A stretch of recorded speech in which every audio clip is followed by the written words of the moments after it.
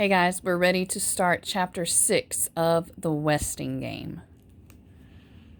Chapter 6 is titled The Westing Will.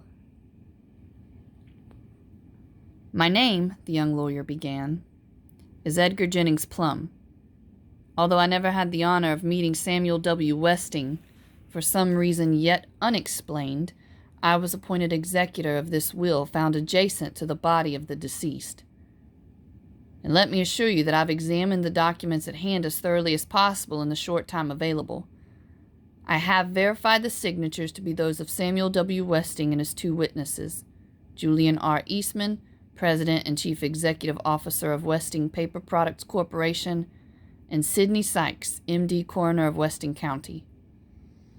Although the will you're about to hear may seem eccentric, I pledge my good name and reputation on its legality.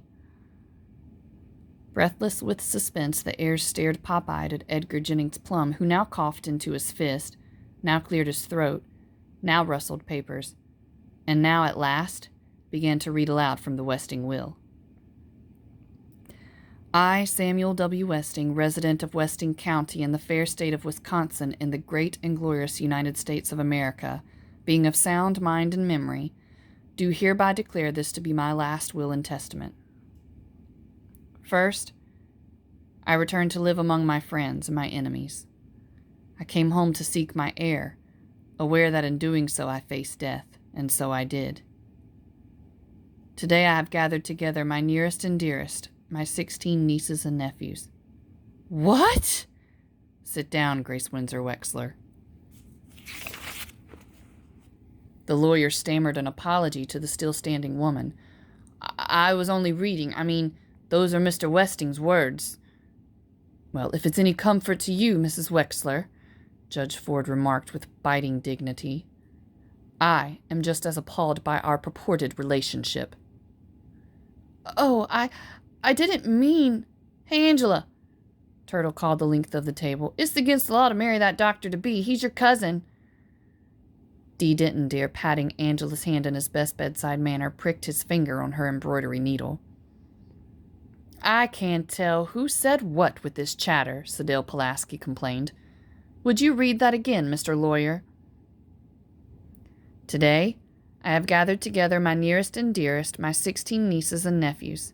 Sit down, Grace Windsor Wexler, to view the body of your Uncle Sam for the last time. Tomorrow its ashes will be scattered to the four winds. Second, I, Samuel W. Westing, hereby swear that I did not die of natural causes. My life was taken from me by one of you. Chris's arm flailed the air, his accusing finger pointed here. No, there, it pointed everywhere. His exaggerated motions acted out the confusion shared by all but one of the heirs as they looked around at the stunned faces of their neighbors to confirm what they heard. Rereading her notes, Sedale Pulaski now uttered a small shriek. Murder? Does that mean Westing was murdered? Sandy asked the heir on the left, and Crow turned away in silence. Does that mean murder? He asked the heir on his right. Murder? Of course it means murder. Sam Westing was murdered, Mr. Who replied.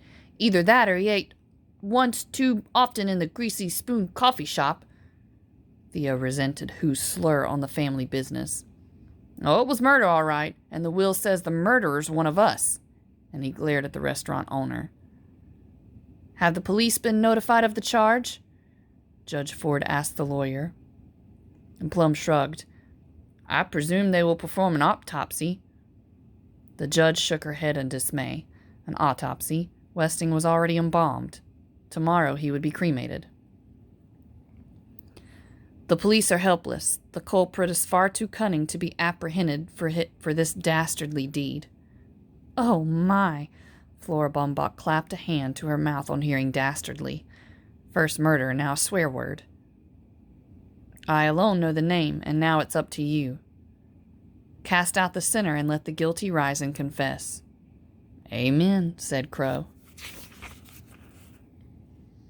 Third, who among you is worthy to be the Westing heir? Help me. My soul shall roam restlessly until that one is found.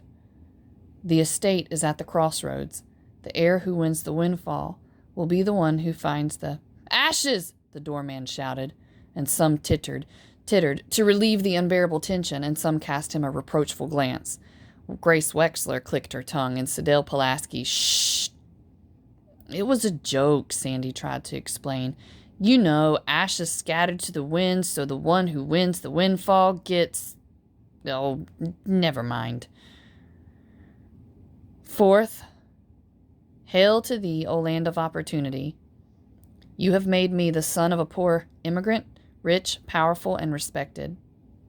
So take stock in America, my heirs, and sing in praise of this generous land. You too may strike it rich who dares to play the Westing game. Game? What game? Turtle wanted to know. No matter, Judge Ford said, rising to leave. This is either a cruel trick or the man was insane. Fifth, sit down, Your Honor, and read the letter this brilliant young attorney will now hand over to you. It was uncanny. Several heads turned towards the coffin, but Westing's eyes were shut forever. The brilliant young attorney fumbled through a stack of papers, felt his pockets, and finally found the letter in his briefcase. Aren't you going to open it? Theo asked as the judge resumed her seat and put the sealed envelope in her purse.